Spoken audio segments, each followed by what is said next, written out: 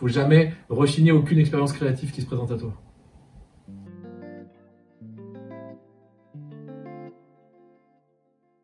Bah, moi je suis Tony Muriot, je suis prof d'illustration ici à l'EGP et je suis auteur de bande dessinée à la ville. Mon parcours, du coup, il est marrant parce que je suis dans l'école où j'ai été étudiant il y a ça longtemps. On va pas s'emmerder avec des détails qui datent de Mathusalem, mais j'ai été étudiant là. Ensuite, du coup, j'ai obtenu un diplôme de graphiste. Je l'ai été pendant plusieurs années en fait, dans un cabinet d'expertise comptable où j'étais malheureux comme une pierre et je me suis lancé en indépendant à l'aube de mes 30 ans. Et puis à partir de là, ça a été le début de l'aventure en bande dessinée.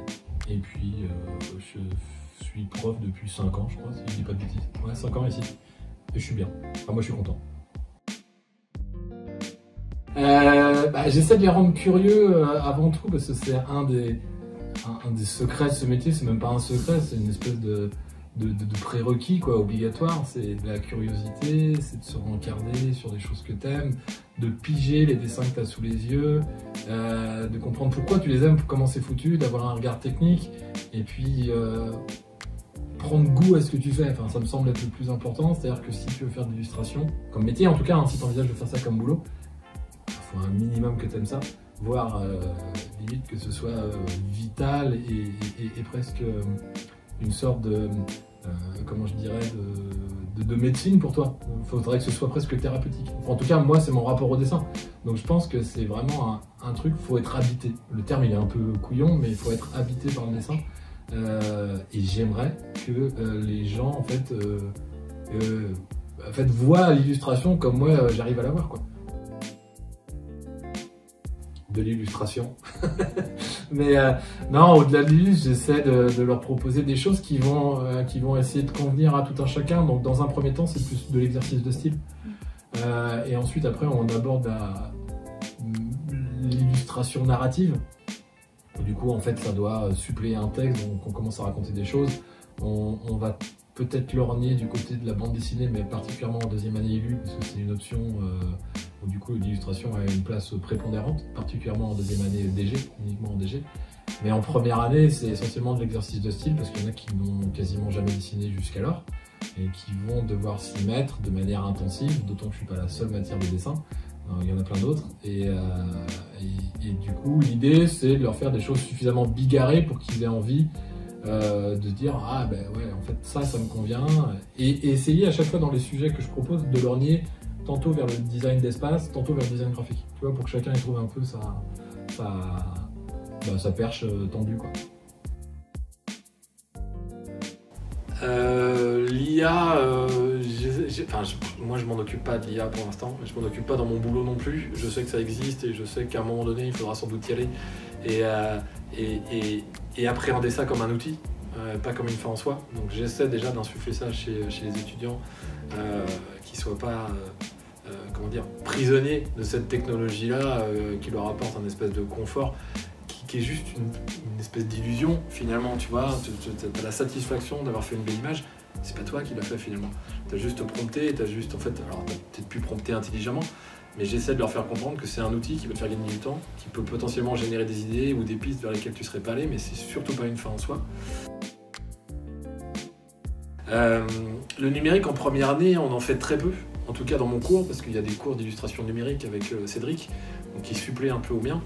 Moi, j'ai quand même à cœur que du coup, on fasse et on bosse un maximum les techniques manuelles, les techniques traditionnelles, comme on dit, hein, que ce soit l'aquarelle, le feutre, le crayon de couleur, l'acrylique, tout ce que tu veux, l'encre de Chine, le fusain, si vous avez envie. Patouiller, c'est la meilleure manière d'appréhender le truc.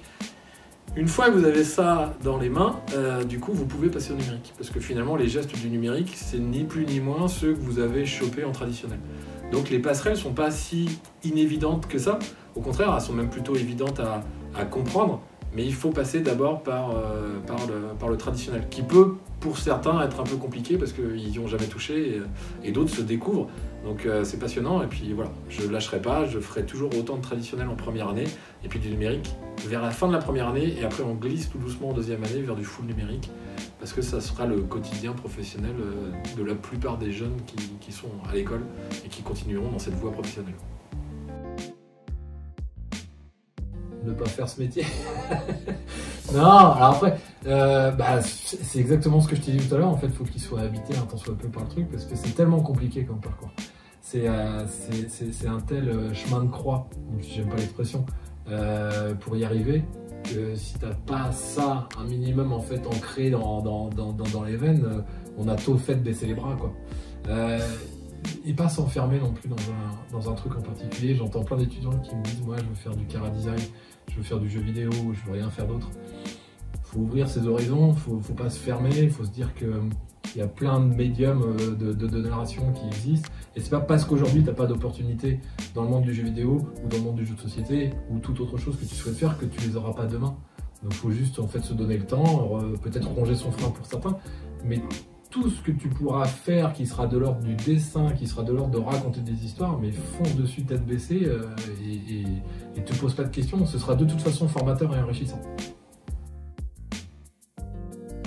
En fait, il y en a trop. C'est même hyper compliqué de dire il y en a un en particulier qui m'a marqué plus que les autres, parce qu'il y en a tellement que faire un choix, ça va être le bordel.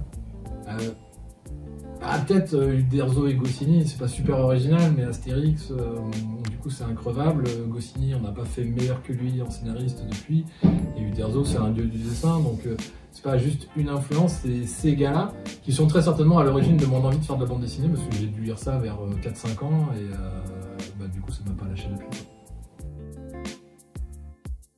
Après, je vais dire, moi, les trucs qui me feraient, qui moi me plairaient énormément, ce serait qu'une de mes bandes dessinées soit adaptée en animation.